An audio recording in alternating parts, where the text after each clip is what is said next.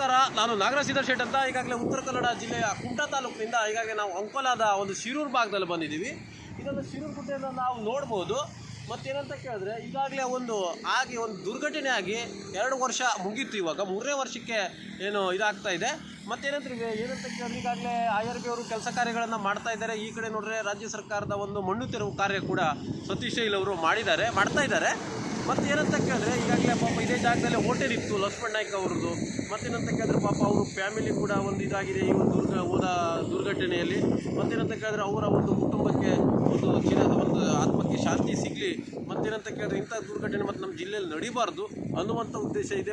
ದೇವರಲ್ಲಿ ನಾವು ಬೇಡಿಕೊಳ್ತೀವಿ. ಏನಂತ ಕೇಳಿದ್ರೆ ಅವ್ರಿಗೇನು ಅವ್ರ ಕುಟುಂಬದವ್ರಿಗೆ ಆಗಿರ್ಬೋದು ಬೇರೆಯವರಿಗೆ ಅರ್ಜುನನವರು ಭಾಳ ಜನ ಒಂದು 11 ಜನ ಮೃತವನ್ನು ಪಟ್ಟಿದ್ರು. ಅವರಿಗೆ ಆತ್ಮಕ್ಕೂ ಕೂಡ ಶಾಂತಿ ಸಿಗಲಿ ಅನ್ನುವಂಥದ್ದೇ ನಮ್ಮದೊಂದು ಆಶೆಯಾಗಿದೆ. ಏನಂತ ಕೇಳಿದ್ರೆ IRB ಅವರ ಏನು 10 ಹಲವು ಕಡೆ ಅವೈಜ್ಞಾನಿಕ ಕಾಮಗಾರಿ ಏನು ನಡೀತಾ ಇದೆ ಅದ್ರ ವಿರುದ್ಧ ನಾವು ತೀವ್ರವಾದ ಆಕ್ಷೇಪವನ್ನು ವ್ಯಕ್ತಪಡಿಸ್ತೀವಿ. ಯಾಕಂತ ಕೇಳಿದ್ರೆ ಅವ್ರದ್ದು ಯಾವುದೇ ರೀತಿ ಪ್ಲ್ಯಾನಿಂಗ್ ಇಲ್ಲ. ಯಾಕಂದರೆ ಭಾಳ ವರ್ಷಗಳಿಂದ ಮಾಡ್ತಾನೆ ಇದ್ದಾರೆ ಅವರು. ಯಾವುದೇ ರೀತಿಯಾದಂಥ ಕೆಲಸ ಯಾವುದೇ ರೀತಿಯಾದಂಥ ಇದಿಲ್ಲ, ಪ್ಲ್ಯಾನಿಂಗೇ ಇಲ್ಲ ಅವರು ಆ್ಯಕ್ಚುಲಿ ಹೇಳಬೇಕಂದ್ರೆ. ಅಂತ ಕೇಳಿದ್ರೆ ಮಣ್ಣು ತೆರವು ಕಾರ್ಯ ನಡೀತಾ ಇದೆ. ಇಂಥ ದುರ್ಘಟನೆ ನಡೀಬಾರ್ದು ನಮ್ಮ ಜಿಲ್ಲೆಯಲ್ಲಿ. ಅವರು ಒಂದು ಮೃತಪಟ್ಟವ್ರು ಏನಿದ್ದಾರೆ ಅವರು ನಮ್ಮ ಜಿಲ್ಲೆಗೆ ಹುಟ್ಟಿ ಬರಲಿ ಅವರು ಅನ್ನುವಂಥದ್ದೇ ನಮ್ಮದೊಂದು ಆಸೆಯಾಗಿದೆ. ಏನಂತ ಕೇಳಿದ್ರೆ ಇಲ್ಲಿ ಮಣ್ಣು ತೆರವು ಕಾರ್ಯ ನಡೀತಾ ಇದೆ.